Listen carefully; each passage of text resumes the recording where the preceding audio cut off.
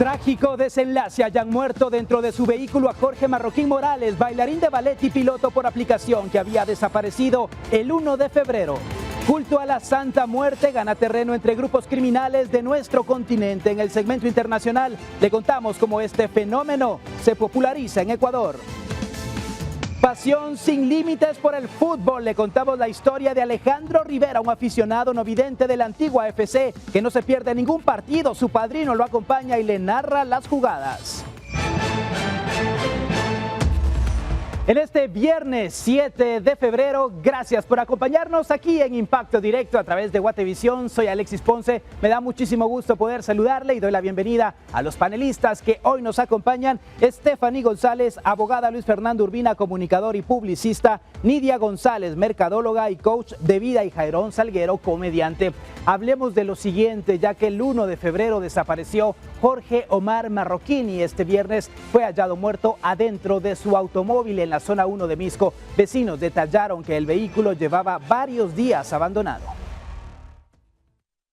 Finaliza la búsqueda de Jorge Omar Marroquín Morales luego de 7 días, y es que su cuerpo fue localizado dentro de su vehículo en la zona 1 de Misco.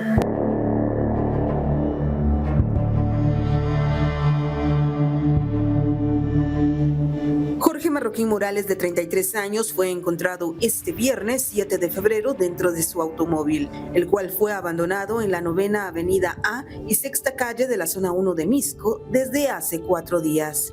Fueron los olores fétidos que provenían del vehículo lo que causó sospechas a los vecinos y quienes denunciaron a las autoridades. Marroquín Morales fue reportado como desaparecido el 1 de febrero pasado, luego que saliera de su casa ubicada en la zona 18 a las 8 de la noche para trabajar como conductor de una aplicación móvil. Después de ese momento, su familia perdió contacto con él. Al momento que el Ministerio Público encontró el cuerpo, se determinó que se encontraba en avanzado estado de descomposición, por lo que se presume que fue asesinado el día de su desaparición. Jorge Marroquín también era bailarín de ballet. En sus tiempos libres trabajaba con su vehículo trasladando usuarios y así mejorar sus ingresos económicos.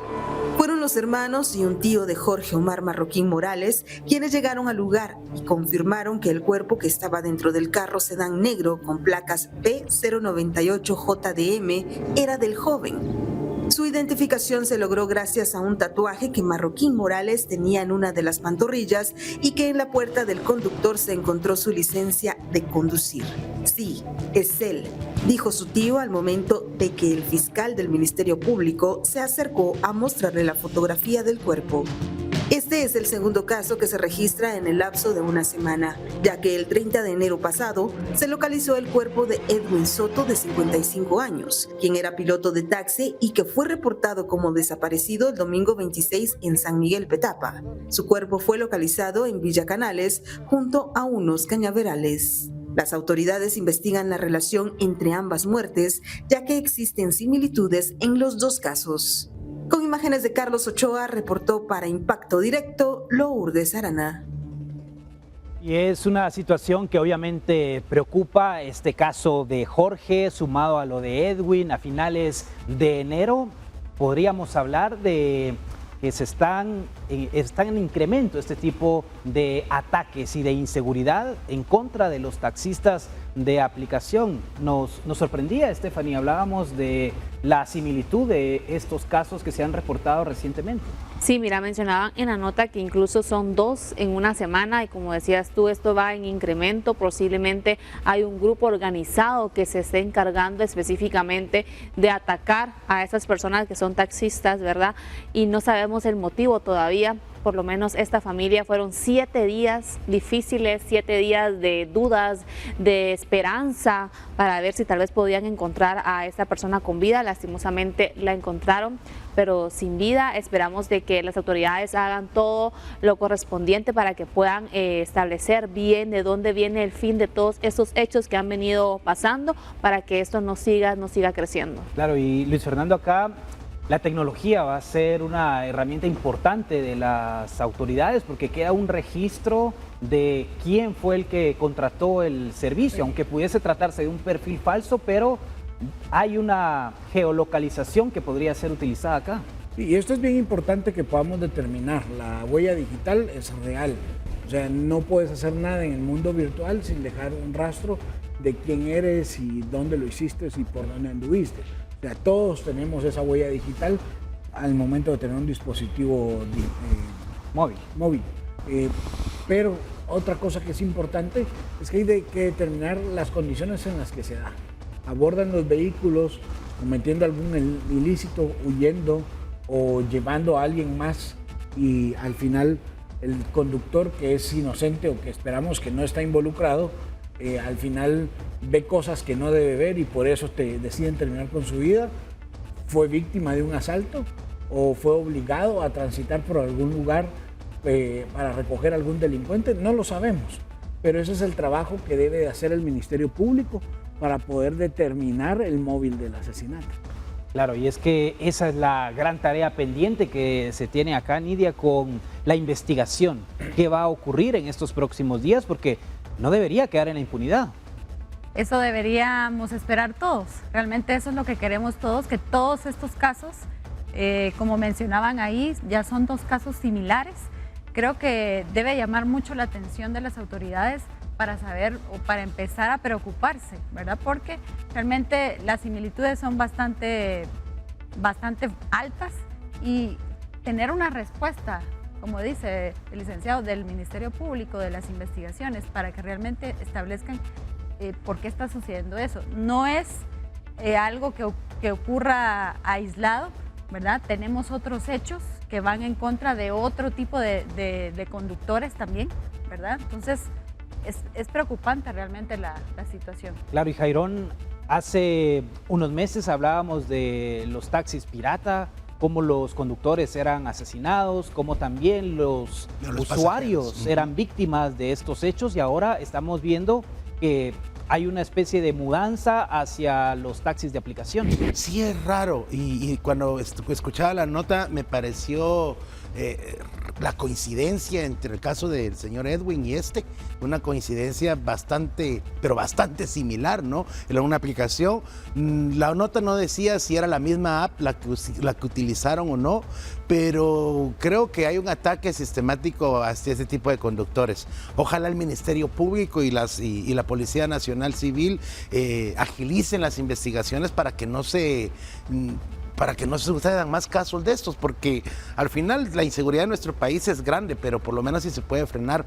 Y si usted es conductor de una de estas aplicaciones, por favor mire la foto antes de aceptar una carrera, la foto del conductor, el registro que tenga el pasajero, porque eso también lo tienen las aplicaciones, para ver si el registro es bueno, si ha contratado otras veces el servicio. Nuevo, porque esto también genera preocupación para los usuarios. Sí. Jairón, decías algo bien interesante, que si no era un ataque sistemático, pero también hemos visto que en algunos lugares los mismos pilotos de taxis piratas se oponen a que ingresen pilotos de aplicaciones móviles. Entonces, ese también podría ser otro origen del conflicto. Es más, en lugares como la 18 Calle, o lugares donde se estacionan ciertos taxis, si llegas a hacer ese mismo trabajo, sos expulsado porque no eres parte de los tuk-tuk. O, por ejemplo, porque no estás pagando extorsión, también es otro motivo. Entonces, creo que es bien importante entender de que es bien compleja la situación, pero que se debe buscar la razón. Si el pasajero que se subió a la unidad que resultó asesinado el piloto, entonces podríamos entender qué relación tiene. De repente tiene relación con alguno de estos grupos. Por supuesto. O algo. Entonces hay que empezar a... Tiene que haber una investigación profunda acá, definitivamente. Quédese aquí en Impacto Directo. Regresamos en instantes con más de la plática.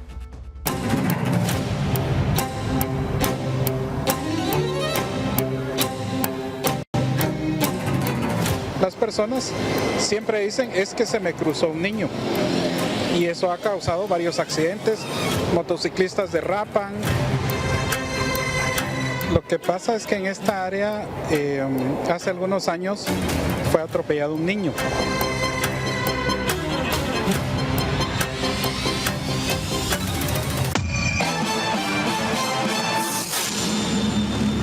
Y esta noticia realmente es terrible. Un ataque armado se produjo esta mañana en la Sexta Avenida y Cuarta Calle en Santa Rosita, zona 16 de la ciudad. Los bomberos voluntarios de la estación central brindaron atención prehospitalaria a un bebé de 12 meses, quien presentaba 2 heridas de bala en el cuerpo. Fue ingresado al área roja de pediatría del Hospital General San Juan de Dios. Ahora sigue en área de shock, siendo evaluado por los médicos. El bebé, según reportó el Departamento de Comunicación Social, está estable, mientras la familia está recibiendo asistencia. Y qué terrible que un bebé de 12 meses, de 1 año, Nidia, tenga que pasar por una situación traumática de resultar herido. 2 impactos de bala. Sí, y creo yo que ni siquiera lo entiende, porque es un bebé.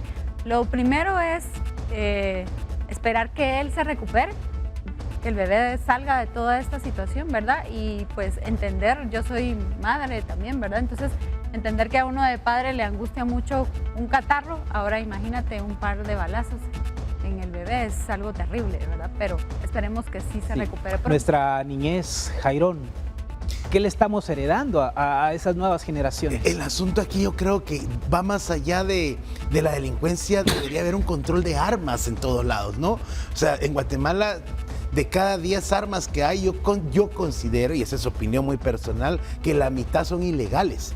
Entonces debería haber continuamente un registro para ver si hay importación ilegal de armas, que de seguro las encuentran a diario.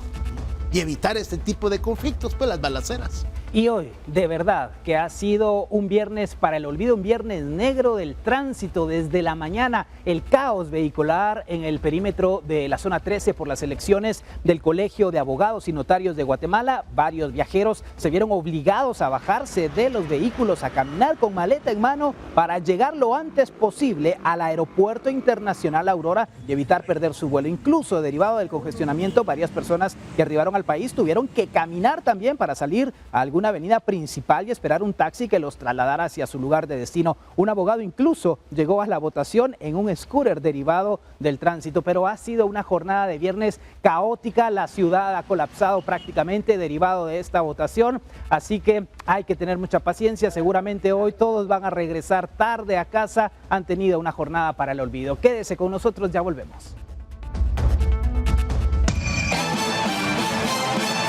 Y hablemos ahora de esta información, ya que tras 2 años de su fuga, Rudy Augusto Ortiz Morales, alias Smoking, fue localizado y detenido en Yucatán, México. La Subdirección General de Investigación Criminal de la Policía Nacional Civil informó que la Interpol capturó en México a este integrante de la Rueda del Barrio 18 el pasado 4 de febrero. Sobre el Smoking pesaban órdenes de captura por evasión, asesinato en grado de tentativa y asociación ilícita, ya que según las autoridades es uno de los jefes de la clica Imperial Gangster del Barrio 18 y le vinculan con atentados en contra de los buses de las desaparecidas rutas 3, 4, 96 y Metrobús. El 16 de mayo del 2023 se confirmó que Rudy Augusto Ortiz Morales, el Smoking, no estaba en su celda en la cárcel Fraijanes II, a donde había sido trasladado desde el 8 de octubre de 2009 junto con otros peligrosos pandilleros del Barrio 18. Este día se confirmó que fue deportado por el Instituto Nacional de Migración de México y llegó este viernes al Aeropuerto Internacional Aurora.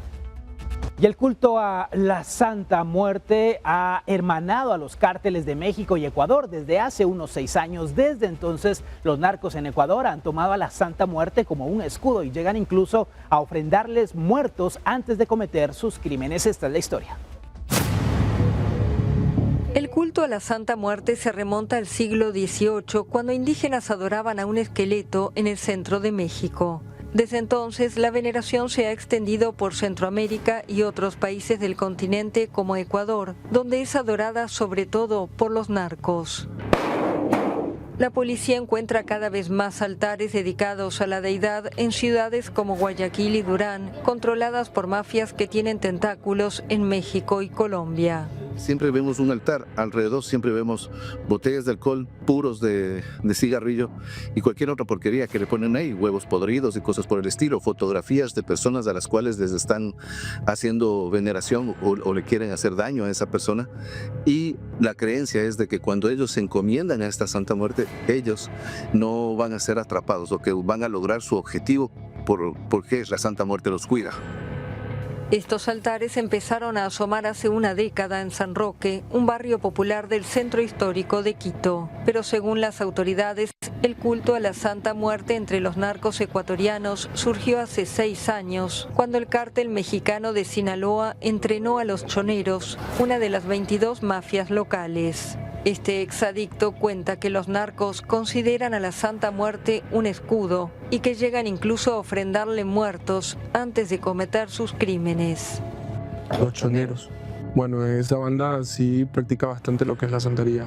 Mucho porque ella es una banda delictiva inmensa y nunca fui parte, pero ya los últimos tiempos que yo estaba en adicción, ya quise pertenecer porque ellos te facilitan todo, te facilitan armas, te facilitan drogas. Entonces yo ya llegué al punto de hablarles como para delinquir con ellos, pues. Para esta psiquiatra, los criminales se han apropiado del culto a la Santa Muerte y lo han llenado de estigmas. Se han apropiado de una cultura externa que en realidad en muchos pueblos de México se venera, por el 15 de agosto se venera a esta santa sin que se le relacione a la delincuencia. Pero aquí en nuestro país es exclusivamente el tipo de antisocial que nosotros tenemos, el que se ha apropiado de esta y muy relacionada a los eventos de sicariato más que nada, no solamente a eventos comunes, pero de alguna manera necesitan ellos demostrar que son un poco humanos, tatuándose un dios, una virgen, una cruz o venerando a un santo. Las imágenes de la Santa Muerte se venden cada vez más en mercados populares y en internet en Ecuador. Y su culto se expande como un ritual pagano en otros sectores de la población, en general marginados y sumidos en la pobreza. Y obviamente este es un fenómeno interesante porque ha trascendido fronteras, porque hablábamos de esa hermandad entre los grupos delincuenciales, aquí Ecuador y México entrelazados, y cómo ha llegado esa cultura de adoración de la santería a tierra sudamericana, Nidia. Sí, aparte de eso hay un factor en común, que es el miedo que le puede provocar que una persona normal vea que alguien más está adorando a la Santa Muerte y que realmente le están ofreciendo a una persona, ¿verdad? Entonces eso es un impacto realmente. Es bien interesante cómo este tipo de cosas, yo sé que eso lo hacían en México, ¿verdad? Porque hay mucha información sobre eso, pero que haya traspasado las fronteras, realmente es un fenómeno interesante, sí, pero es sorprendente y preocupante también, ¿verdad? Porque decía ahí la persona que les facilitan todo, drogas, armas, o sea, todo. Es como quien dice, aquí llegaste, eso sí, ya no salen de ahí, solamente muertos. Y también las series, las películas, sí, entre todo eso también ha contribuido a esta cultura. Y la necesidad del ser humano de creer en algo, y si sos una persona que sos un delincuente, donde te han creado en un ambiente religioso cristiano, sabes que si matas a alguien te vas a ir al infierno. Entonces la gente crea sus propios santos o sus propias creencias para sentirse protegidos por algo. En Guatemala existe Monchito, ¿verdad? A quien también le rinden culto paganamente, o Mashimón, que le rinden culto paganamente. En todos lados es esto. Es la necesidad de creer en algo que te vaya a proteger. Nada más, pero y como los cárteles han hecho, sobre todo los cárteles mexicanos, adoran este tipo de creencias, pues obviamente entre series de televisión, entre todo esto, se va a difundir por toda América. Y no solamente los cárteles, también las pandillas que adoran esta imagen de la muerte, Stephanie. Sí, regularmente en nuestro país, sobre todo es en pandillas, ¿verdad? Que se ve que tienen su altar siempre de la Santa Muerte y todo es algo que yo definitivamente no estoy de acuerdo, no comparto todo ese tipo de cuestiones. También considero que se debería de prohibir la venta de la Santa Muerte, porque ahí estaban hablando que las vendían en diferentes lugares, entonces yo considero de que si esto... Bueno, también, pero... Bueno, lo que sucede es de que una cosa es la libertad de culto, pero aquí llegamos a una apología para la violencia o para cometer un delito, sí, porque al final muchas de las personas que buscan o o practican este culto, lo que lo hacen para buscar protección cuando van a asesinar a alguien. Sí, pero en Colombia usa mucho la María Auxiliadora también para ir a asesinar a alguien, pues. Claro, ¿verdad? pero al final creo que es importante tener claro los límites, ¿verdad? Los Porque, generales por ejemplo, en Guatemala se persinaban antes de ir a bombardear al Quiché, pues. Claro, o sea, pero al final es bien importante entender de que una cosa sea la sistematizada, la apología de la violencia, y otra cosa sea tu creencia particular de lo que vos vas a hacer. Entonces, creo que es importante marcar ese límite, que es una línea gris y que es por eso ahí donde se encuentra la dificultad de poder marcarlo como prohibido o como legal, pero que es importante que nosotros, como personas con una conciencia y un valor o valores personales, podamos definir si es legal o ilegal, o es correcto o incorrecto. Pero eso ya es moral. Sí, claro, pero es bien importante que tu brújula moral y la sociedad pueda empezar a marcarte esto, porque son los valores sociales los que te permiten vivir y convivir en sociedad. Además, yo no estoy de acuerdo, porque al empezar a prohibir en este tipo de cosas vamos a caer, por ejemplo, en la época de la Inquisición. O sea, eso es un tema muy difícil de prohibir. Es lo que te decía, pero como sociedad podemos establecer, yo no puedo normalizar el asesinato. No, por supuesto. Claro, entonces yo no puedo normalizar algo que te relacione con el asesinato o con la práctica discriminada de los asesinatos. Entonces, por ahí es donde puede ir nuestra brújula moral. Pero, sin embargo, como bien lo decís, es un tema gris, ¿verdad? No es un blanco y negro, es un tema gris que da dificultad legal para poder determinar. Pero, en mi punto de vista particular, sí es una apología. Y deben ponerle atención también las autoridades a todo esto, porque genera sospechas definitivamente. Quédese aquí en Impacto Directo, la pausa y volvemos. Un sueño incompleto. Un retorno forzado con miedo al futuro. Pero, al volver a su tierra, una luz de esperanza vislumbra. Migrantes retornados. Un regreso con esperanza.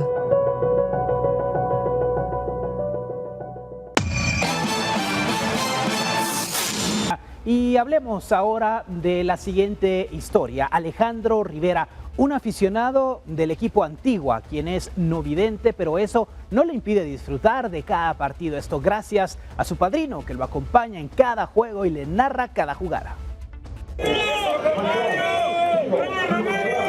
Alejandro Rivera no se pierde ningún partido del equipo de sus amores, Antigua GFC.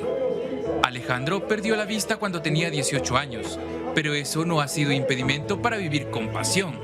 Cada jugada, cada falta, cada gol. Yo soy nacido acá con mi padrino desde hace 10 años más o menos. Hemos estado apoyando al equipo Antigua. De hecho, en las participaciones internacionales hemos compartido fuera de Guatemala con mi padrino apoyando al equipo, ¿verdad? Sí, vea, lo que pasa es que es una experiencia única porque usted está dentro del mismo ambiente, pero como todo se le consigue solución en la vida, ¿verdad? Como reitero, a través del radio, del celular, ¿verdad? Y mi padrino que me va narrando también en ciertos momentos del partido. Pero al estadio no va solo, pues lo acompaña Fabricio López, padrino de Alejandro, quien al oído le relata lo que ocurre en el campo de juego. Ya hace más de 10 años tuve la oportunidad de conocer a Alejandro y pues para mí es algo muy especial, realmente, y es una forma diferente de disfrutar el fútbol y el partido acompañado con él, pues verdad, porque obviamente siempre teniendo presente su limitación, sí, trato de narrarle, trato de explicarle una serie de cuestiones, y esto que él comentaba, que ahora que Antigua tuvo su participación internacional, pues nos la disfrutamos, fuimos a Costa Rica y fuimos a Honduras, y fue algo bien especial, algo bien peculiar, porque ya la parte del viaje, de conocer otra cultura y demás, ¿verdad? Ya tener que compartir con él otras experiencias, pero en el fútbol específicamente, sí, para mí es un gusto, es un agrado, y la vivo de forma diferente. Pero el fútbol es apenas una de sus pasiones, pues durante Cuaresma tiene un programa radial con relatos, anécdotas e historias de los cortejos procesionales de Antigua Guatemala, lugar donde además trabaja en un despacho de abogados. que él tuvo un programa en una ocasión. De Cuaresma. Y de Cuaresma y Semana Santa. Transmitíamos en vivo las celebraciones, procesiones de Antigua. Sí. Fue una experiencia que él me invitó a mí también a estar con él, ¿verdad? Y muy especial. De hecho, anualmente saco mi programa de radio solo de Cuaresma ahora. Esta es la historia de un aficionado que asiste fielmente al Estadio Pensativo de Antigua Guatemala, quien demuestra que para disfrutar del fútbol no existen barreras. Con imágenes e información de Douglas Uruy, reportó Oscar Vázquez. Y qué gran historia definitivamente la de Alejandro. Luis Fernando vive la pasión del fútbol de otra manera, desde el alma. Bueno, es bien importante entender de que este tipo de eventos son multisensoriales. O sea, no solamente los disfrutás con la vista, también con el oído, las emociones que podés vivir. O sea, la sensación de escuchar a todos gritar y animar a alguien que lleva el balón, eso es importante, incluso hasta los insultos, ¿verdad? Entonces, sentir la emoción y la adrenalina que hay. Por el otro lado, me parece muy interesante cómo él ha tomado del lado positivo su deficiencia de la vista, haber perdido la vista y haberlo enfocado en relatos y descripciones. Como te decía, es una experiencia multisensorial lo que él está narrando y eso le ha permitido a él percibir desde otra perspectiva lo que nosotros damos por sentado. O sea, todos vemos hoy y pensamos que todos vamos a ver mañana, o que pensamos que todos vamos a oler mañana, o pensamos que todos vamos a oír mañana. Pero él nos está dando una muestra de cómo ha utilizado de forma positiva su experiencia de vida para poder transmitir esas sensaciones multisensoriales. Y no rendirse ante los obstáculos, porque fácil es, bueno, ya no perdí uno de mis sentidos, ya no voy a disfrutar de algo que me gusta, como el fútbol, que es el caso de Alejandro Estefan. Un gran ejemplo para todos, Alexis, de que no hay impedimento para uno seguir luchando y seguir haciendo lo que realmente le gusta, lo que realmente le apasiona. Algo que también me gusta mucho es su padrino, cómo lo apoya, cómo lo acompaña y cómo le narra a él el partido. La verdad que en esta etapa para él es muy primordial el apoyo familiar y ahí lo vemos también plasmado, es de aplaudirles a ambos. También me recuerda mucho al Cubito. Sí, definitivamente, a nuestro buen amigo el Cubo Arriola, y el papel de los padrinos, que dentro de la doctrina católica pues son el reemplazo o el acompañamiento en lugar de los padres. Y acá es un ejemplo vivo de lo que está haciendo este hombre con Alejandro. Sí, algo que me gusta mucho a mí también, veo la actitud por parte de uno y la disposición por parte del otro, ¿verdad? Porque realmente no cualquiera, como tú le dices, es su padrino, pero igual hay muchos padrinos que solo se ven solo para la fiesta. Solo para la fiesta y después ya no aparecen, ¿verdad? Pero él en este caso tiene disposición, ¿verdad? Disposición para estar haciendo, para narrarle, y él la actitud, ¿verdad? O sea, realmente nosotros que tenemos todos nuestros sentidos, muchas veces no tenemos buena actitud. Imagínate él. Bueno, no todos, hay gente que no tiene sentido común. También. Ese es el que les falta. También es cierto. Ese es el más importante hoy en día, sí, Jairón. Sí, sentido común. No, pues felicitaciones. Cuando la pasión del fútbol entra por las venas, no hay cosa que lo impida. Recordate, hay no videntes que juegan fútbol, ¿sí? ¿Cómo se llama? Que corren también. El locutor de apellido Galvez, que Juan Carlos Galvez, que también hace unos comentarios bien acertados. Bueno, en cuanto al fútbol, y también el no vidente, la pasión del fútbol es grande, y él, la prueba está aquí con Alejandro, que aunque no tiene la vista, se disfruta de los partidos. No sé si han ido al estadio, pero vivir un partido con el equipo al que le vas en el estadio es maravilloso, ¿no? Es la emoción. Y sobre todo esta experiencia de Antigua, visitando Costa Rica, Honduras, y con el buen desempeño que tuvieron, y con partidos que hasta último momento se definieron realmente. Seguro una experiencia inolvidable para Alejandro. Muchísimas gracias por acompañarnos este viernes aquí en Impacto Directo, por dejarnos entrar hasta su hogar, a nuestros panelistas que hoy nos han acompañado: Nidia González, mercadóloga y coach de vida; Jairón Salguero, comediante; Stephanie González, abogada; y Luis Fernando Urbina, comunicador y publicista. Soy Alexis Ponce, le deseo una excelente noche, un buen fin de semana. El lunes nos encontramos otra vez a las 6 de la tarde aquí por Guatevisión. Pásela muy bien.